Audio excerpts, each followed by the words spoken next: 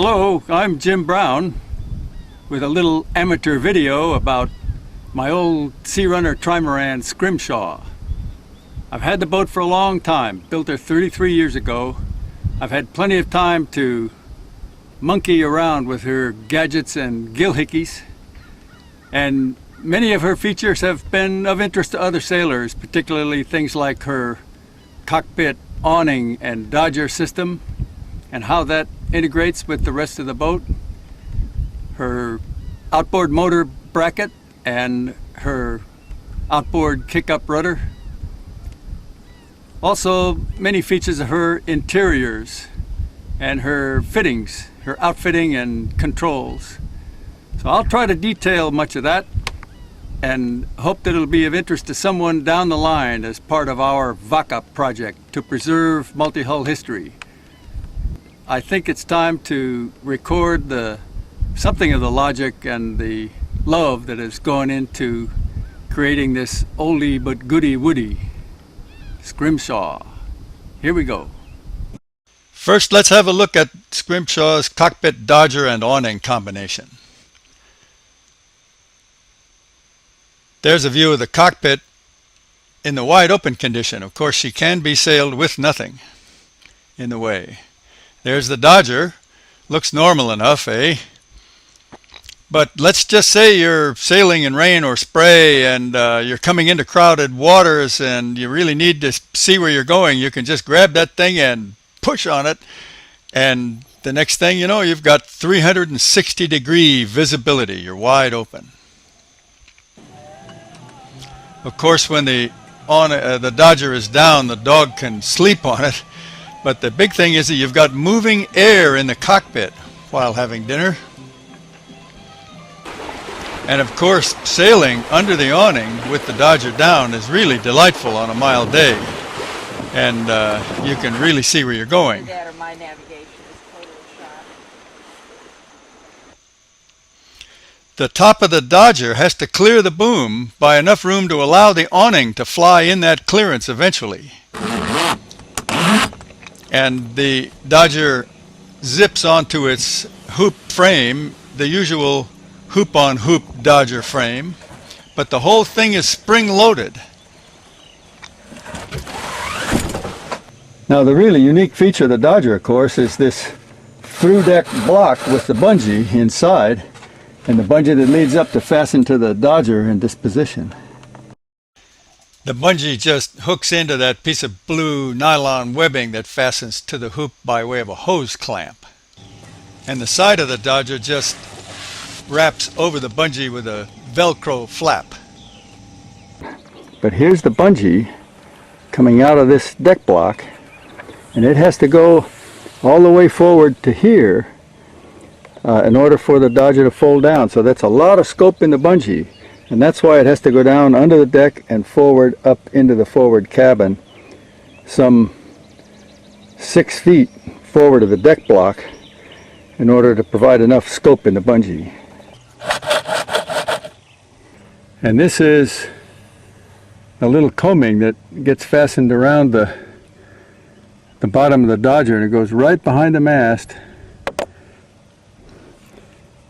and comes along here. And this thing is made out of 2 layers of 1/2-inch plywood, and it's in segments, and it is cut to this curve with the proper angle on the front of it, and very carefully epoxified in segments and fastened down to the deck with mastic, and very carefully sealed so that it won't rot. It's very important to seal up the fasteners very carefully when installing them. The block needs to be located at a specific angle from vertical to get the bungee to lead fair when the dodger goes into the down position. And the same thing for the terminals here. There has to be angled blocks underneath these pedestals in order to get the dodger hoop to pivot down and forward. It's where everything has to line up in order for the dodger to activate around these axes, which are slightly angled. And the hoop just catches behind that cleat on the mast to hold it positively down. These zippers for the outside window I often leave the first 2 or 3 snaps loose and the zipper loose because it makes it easier to fold the Dodger up and down. Both the bottom and the top of the vinyl window must have at least a 2-inch wide apron of fabric in order to allow it to compress and wrinkle when the window goes down.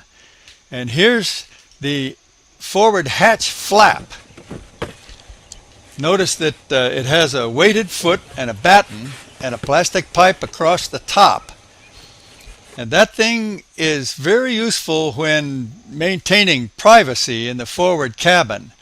You can duck in and out, but close it completely to keep it dark and quiet when people are trying to rest while at sea. Now there's the forward hatch flap in the rolled up and stow position with the Dodger up. However, with the Dodger in the down position, the flap serves yet another purpose. The hatch flap comes out from underneath it and can be folded up over it like so and tucked behind the top hoop and underneath the mast cleat.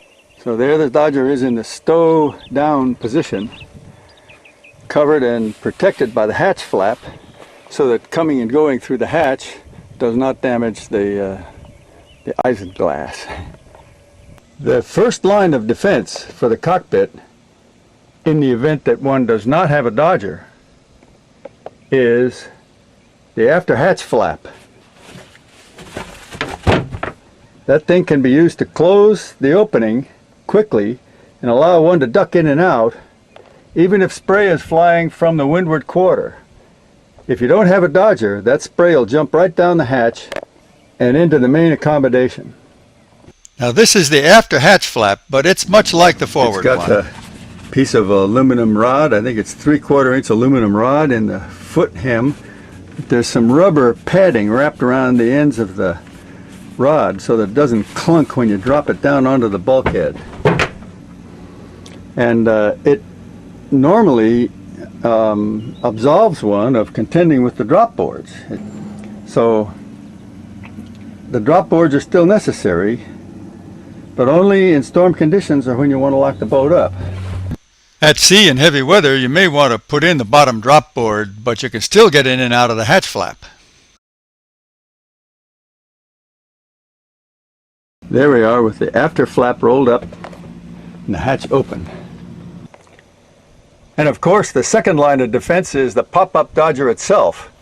In order to release it from this cleat on the mast, which simply holds it down, you have to grab the hoop and pull back hard and get it out from underneath the cleat, and up she comes.